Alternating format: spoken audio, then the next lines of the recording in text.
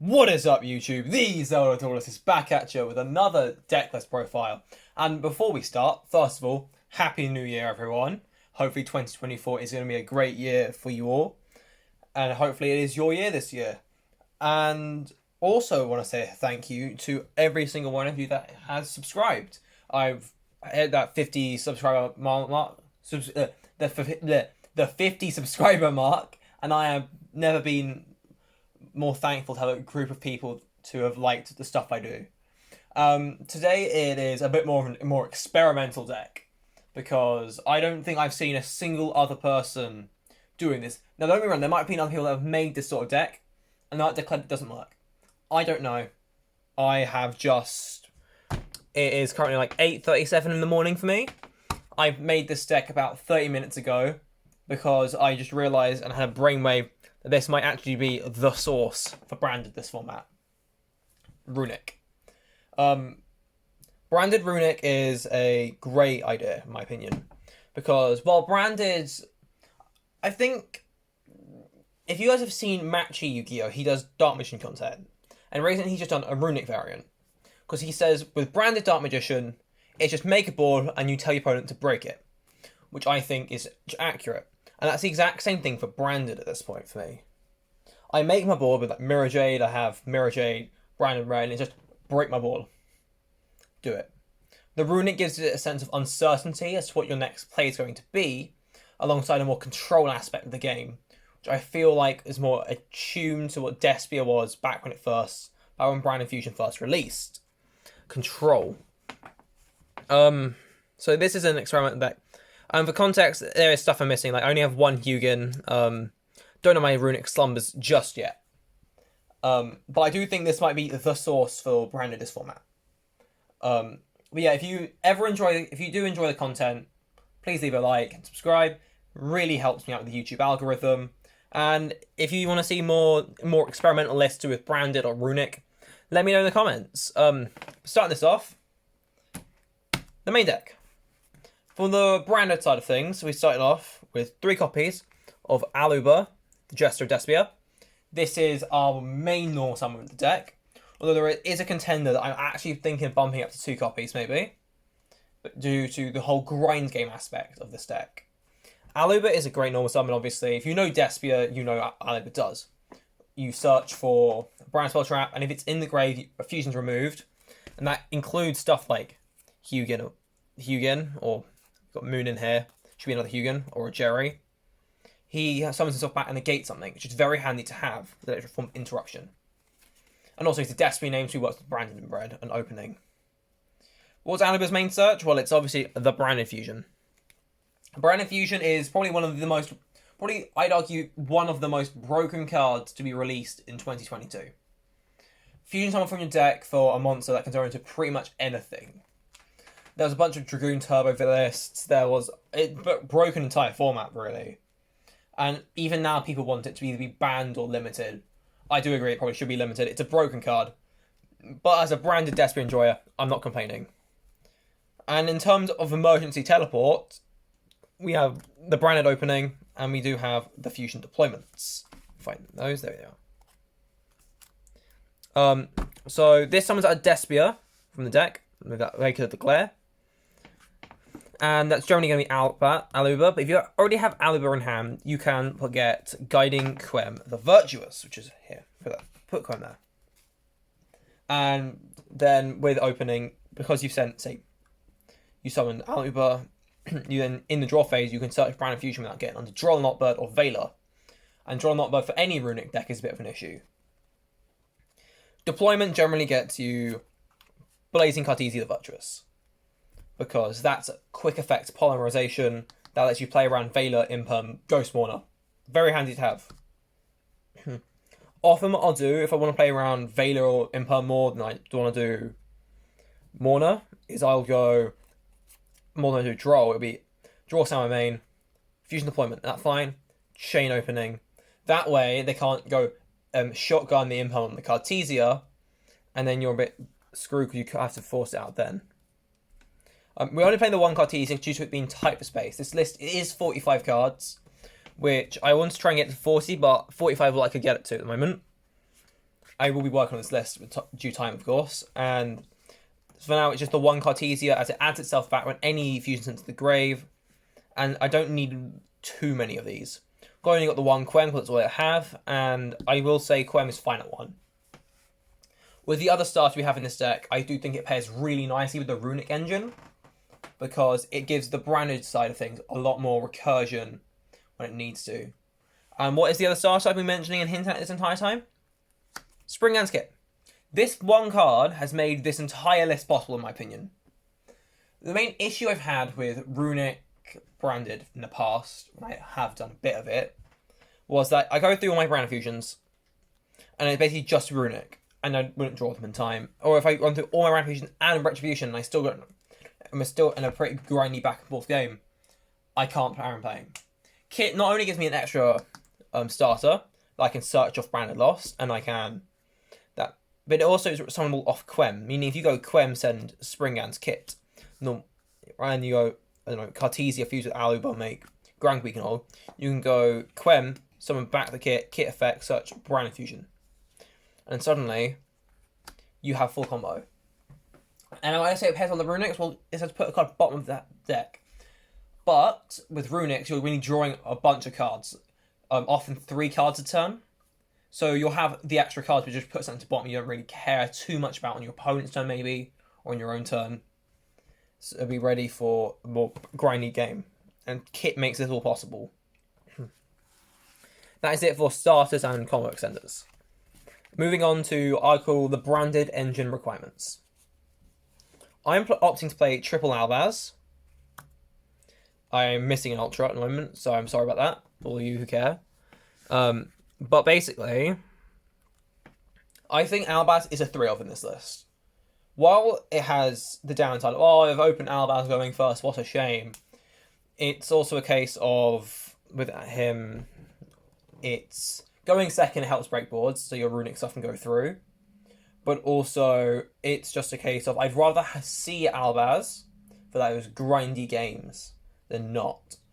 And also, I had awful experiences in Despia playing 2. Keeper's fine, Despia not so much. And I don't want to go against the Might of Ra or something, and then suddenly I draw all my Albazes playing Runic. Moving on to the spells that synergize with Albaz. There's 2 of them. One is Branded and Red. If you play Branded enough, you know what Branded and Red does. It's generally just the old case of target a Destiny or Albaz, add it to hand, make Guardian Chimera. And that's good, because Albaz meaning you have extra Albaz. Extra Albaz is to spare with 3. But also, it's quick play, so you can do it whenever, really. Normally play it with Adlib, but we're not playing Adlib because it's space. And I think this is fine. The other one we're playing, won't move it there, Branded in White. Now, Branded in White is interesting. There was a lot of hype behind it when Photon Hypernova just first came out. Because, oh my god, you banish Mercury, you Rindbrum banish Mercury, search Cartesia, and you go through epic lines to get Dragoon. And while I am on Dragoon with this list, we're playing this again for those grind game situations. And I'm actually going to play this in Despia as well, because it means you can get to your full combo with some lines without using the Branded Fusion, meaning if they're holding their Ash for Branded Fusion, and then you just never go into it, that's their fault, and they don't have access to, well, Ash you anymore. So I'll put that there. But I think Branded White is actually really good in this list. It also means you can fuse stuff like Albaz in hand with anything in your grave, meaning the opponent can't really go against it. Furthermore, and then for the Albaz package, like Albaz and Friends, we have Jesus, that's glare. Albion and Mercuria. Both Albion's the extra draws are really handy with the Runic cards, and Mercuria's just an extra monster negate. I've got Mercuria here as well because I'm playing Rindrum, but if you don't want to play Rindrum, you can cut the Mercuria. In theory, you could cut that as well if you're not playing the Lost package, which I am, which is 1 Branded Lost and the Bestial Rebellion. Because I'm playing the Rebellion, I don't want to draw it and not have a target. So I'm playing Druisworm instead of Saronit. Because I think Druisworm's better as it's an extra form of interruption rather than Saronir, which just sends a card And in this list, that's not always the most helpful. The other branded card we're playing is Retribution. I'll move that like there. And Retribution, again, it's for the recursion effect, to help the grind game. I have a situation where I've done Retribution target in white, just because of the fact my opponent might, I know that I have Ash or something, and then off Sunlight Wolf, playing Fire King, you just add it to hand, and then suddenly that Ash is become redundant combos. On the one Dark Magician for Dragoon. Dragoon is vital, and I cannot express how vital Dragoon is in this list. When Joshua Schmidt won, I think it was YCS Bologna recently, he played Scarlight Red Dragon Archfiend to burn the opponent, to then take damage, and obviously they're not just losing time, but then in theory they can lose all their life points without, he can win the game without, decking them out with the Runick cards, or they concede. Dragoon is like that for this deck. We have 2 cards to help with burning, Dragoon and Masquerade, spoilers, but they both help you win in situations where it's not advisable to go for the deck out. And even then, with Dragoon, I do believe that it is an Omni Negate, which means it's got a lot more usefulness than something like, I don't know, Borrowload Fury Dragon. Or, I'm trying to think of another one here. Can't. But yeah, Dragoon is vital. I do think you have to play it. I also got the one called by just to play through the Ash if we have to. And that's it for the branded stuff, I believe. Yeah, we got the Runick stuff next. We're playing a very, I'm not going to say small Runick package, because Runick's never small with a package. But it's not what I usually do. I usually play about 17 quick plays for starters. I don't need to with this list, thankfully. We do, of course, have the 2 Fountain. That's mandatory. It's semi-limited for a reason, and this is the amount we have to play. We also have 3 tip, was just a tip, 3 curses, 3 flashing fire. Oh, what's the daisy? That there a bit. I'll shoot like that. You can see it. 3 destruction, and there should be 3 slumber, but I don't own 3 slumber, so we've got dispelling, droplet, and smite storm. Bit, I don't like the glare.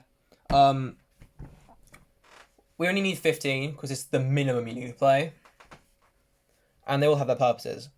This just adds any of them, so it's always helpful. It's an imperm. This pops a special monster. This is MST.